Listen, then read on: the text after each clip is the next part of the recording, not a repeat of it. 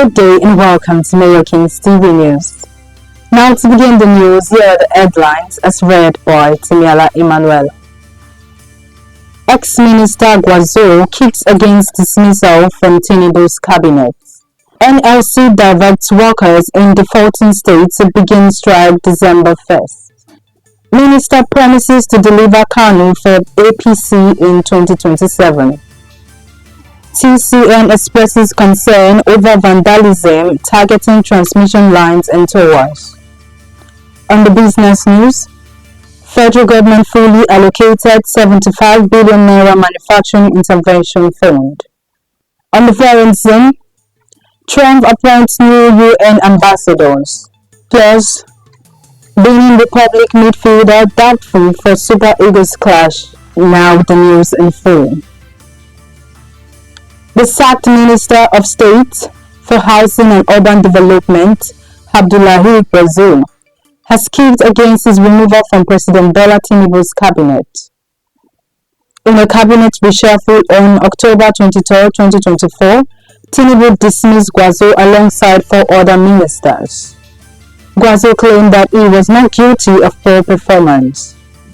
The other dismissed ministers are Minister of Women Affairs, Uju Karen Onaniye, Minister of Tourism, Lola Adejohn, Minister of Education, Professor Tahir Mamman, and the Minister of Youth Development, Dr. Jamila Bayo Ibrahim. Commenting on the development, Guazzo said the president informed him about the decision to relieve him of his duties before the decision was made public. Nigeria Labour Congress (NLC) has directed state councils where the 70,000 new minimum wage is not being fully implemented to begin an indefinite strike from December 1st, 2024. This came as NLC called on the federal government to review all perceived anti-people policies, lamenting that the policies were forcing Nigerians into destitution. NLC, in a communique by its president, Joe Ajero, at the end of its National Executive Council (NEC) meeting in Port Harcourt, Rivers State, also warned that it would not accept a situation where Rivers State workers were made victims of the ongoing political crisis in the state by withholding funds meant for payment of workers' salaries and other benefits. Meanwhile, the NEC notes that with deep frustration and persistent delay and outright refusal by some state government to implement the 2024 National Minimum Wage Act. Furthermore, the NLC stated that they shall initiate a series of industrial actions in all non-compliant states and shall not relent until the minimum wage is fully implemented across Nigeria. To this end, all state councils where the national minimum wage has not been fully implemented by the last day of November 2024 have been directed to proceed on strike beginning from December 1st, 2024. It further stated that Nigerian workers demand justice. The newly appointed Minister of State for Housing and Urban Development, Yusuf Attah, has said his mission is to deliver Kano State to the All Progressive Congress in 2027. The development came as the immediate past Minister of State for Housing and Urban Development, Abdullahi Tijani Guazzo, faulted the decision to choose Attah as his replacement, describing it as a wrong political decision. Speaking to newsmen shortly after his maiden visit to Kano after his swearing in as minister, Attah said his appointment was mainly for political reasons. APC has lost Kano State and now it will take Kano State. The minister appreciated President Bola Tinubu for the appointment, adding that it was not for his own person but for the citizens of Kano and Nigeria as well. He therefore assured the president that come 2027, the APC will win Kano State.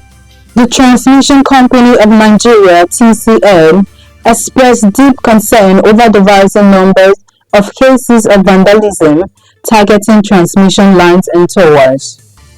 warning that this trend is severely disrupting the nation's power grid and infrastructure. TCN's General Manager Public Affairs, Mrs. Ndidi Mba, made this known in a statement while reacting to the early Saturday destruction of the 330 kV Lokoja Gwagwalada transmission line. The company added that 2 spans of aluminium conductors from the line were stolen, with efforts underway to replace them. Further examination, the TCN revealed that vandals had stolen 2 spans of aluminium conductor from line 1. The Lokoja Gwagwalada line, it added, is a double-circuit transmission line, and while TCN is still supplying bulk power through line 2, efforts are underway to source replacement aluminium conductors for the 2 spans stolen from line 1. The recent incident adds to an alarming pattern of attacks on the transmission network nationwide.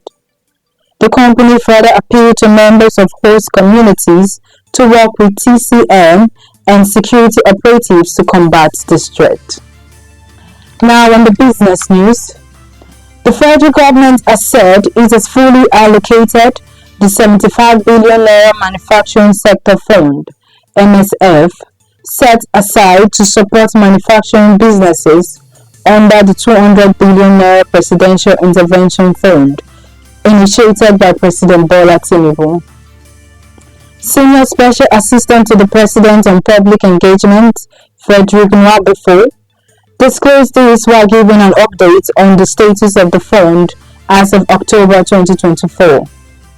Under the Rural Sector Intervention Initiative, the 75 billion MSF is set aside to support 75 eligible manufacturing businesses with up to 1 billion naira each at a single-digit interest rate. Nwabufo said that the Bank of Industry, BOI, which is overseeing the implementation of the program, has processed and approved 78.5 billion naira for 143 manufacturing companies, with only 6.3 billion naira fully disbursed to 8 manufacturing companies and 9.1 billion naira at various stages of disbursement to 23 companies, while the remaining 112 companies valued at 63.1 billion naira are at various stages of meeting precedent conditions for disbursement.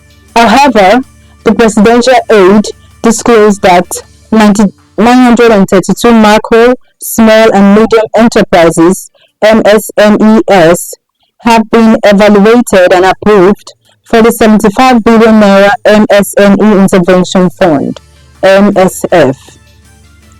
The MIF seeks to accentuate the challenges faced by MSMEs, offering a maximum of 1 million naira each to 75,000 beneficiaries at a 9% interest rate. On the foreign scene, U.S. President-elect Donald Trump has made 2 more key appointments ahead of his return to the White House in January. Tom Homan, 62, will serve as Trump's border star, having previously served as the returning president's acting director of Immigration and Custom Enforcement, ICE. New York Congresswoman Ellie Stefankin, age 40, has also been made ambassador to the United Nations. Meanwhile, Trump's Republican Party are edging closer to full control of the U.S. Congress. They already have a majority in the Senate and need to win just a handful of seats to take the House of Representatives. The party needs 218 seats to win a House majority. The Republicans have 215 compared to the rival Democrats' 210, according to CBS.